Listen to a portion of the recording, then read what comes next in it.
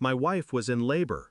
The surgeon stepped out mid-operation, mask still damp with her blood. His gloves shook. His voice trembled in a way that told me he wasn't supposed to be speaking. "Sir, I need you to listen very carefully," he whispered. "Take your wife and disappear tonight. Don't go home. Don't tell anyone." My chest tightened. What? Why? He looked around as if the walls could hear him. Then he slid a folded ultrasound across the counter. His eyes said, "Don't make me say it out loud." I opened it. What I saw wasn't human.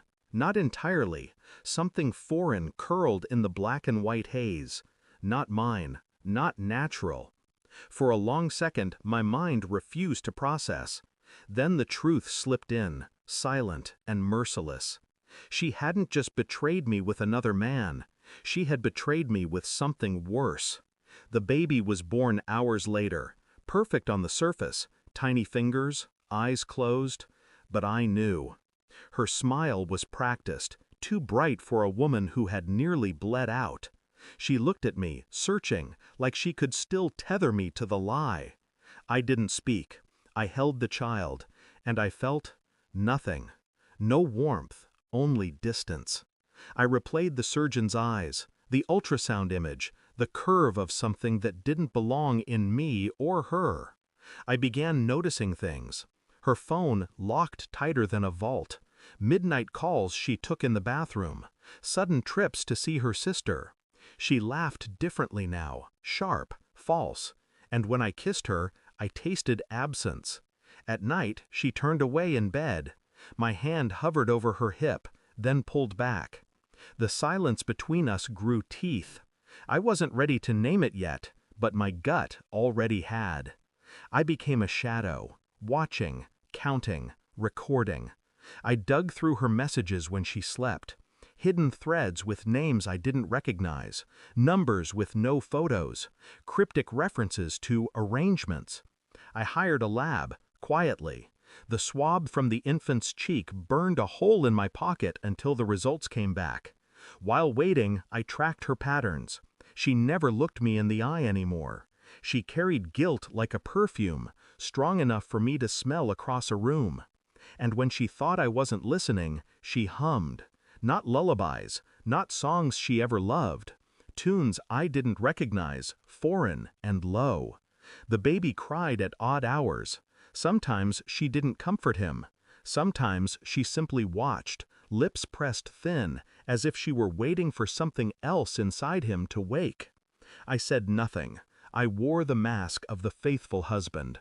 But beneath it, a storm built, quiet, precise, inevitable.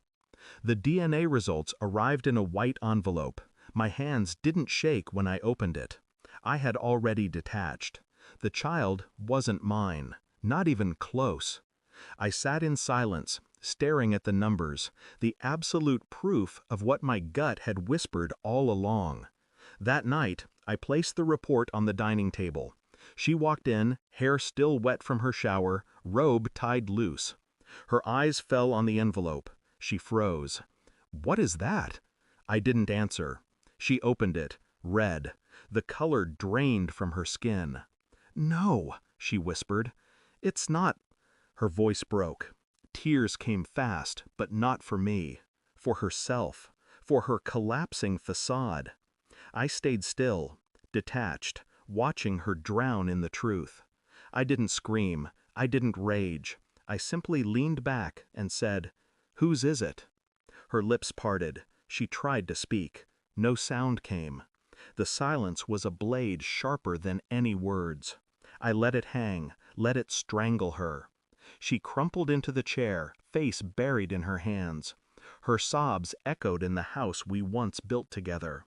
I stood, picked up the child from the crib, and placed him back in her arms. "He belongs to you," I said, "not me." Then I slid the keys to the house across the table. Not slamming, not tossing, sliding, cold and deliberate. Her head snapped up, eyes red, desperate. But desperation isn't love, it's fear.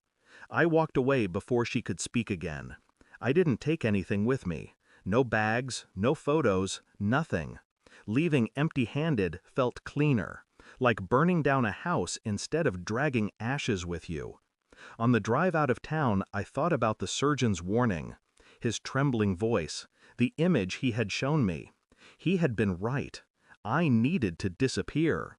Not for her sake, not for the child's, for mine. The night air filled the car. I rolled the window down, let the cold slice my face. Betrayal doesn't scream, it whispers. And if you listen long enough, it gives you clarity sharper than any confession. I whispered a vow into the darkness, steady and final. I will never let her sickness touch me again. Thanks for watching. Don't forget to like, share, and comment. Subscribe now to Cheating Stories Insight World for more amazing stories.